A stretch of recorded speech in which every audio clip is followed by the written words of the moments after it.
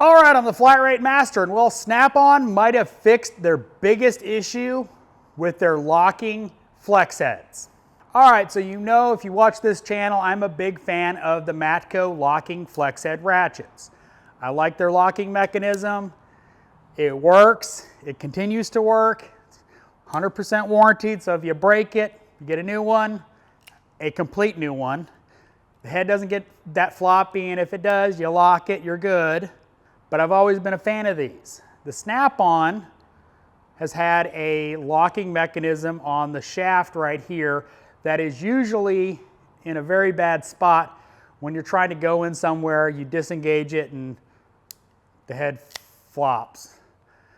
Because one of the other issues I've always had with Snap-on ratchets is their heads always get really floppy. You tighten it, you tighten it, you tighten it, and then you wind up getting a new handle because it strips out.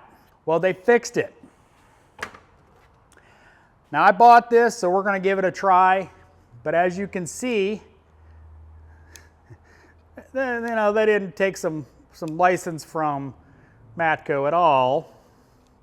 But this is their long flex head 3/8. It's got the heavier duty head on it. It's a little thicker than the Matco, but they have gone and done a locking mechanism at the head. So it is a Snap-on with a good style locking head.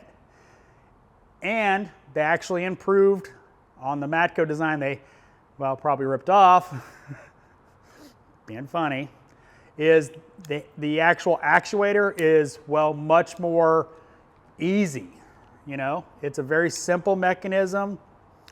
I'm sure it's very similar to the Matco in the execution, but the lever is actually much nicer to turn and much easier to turn, so you can adjust it, and it does have detents as well, so it does click and hold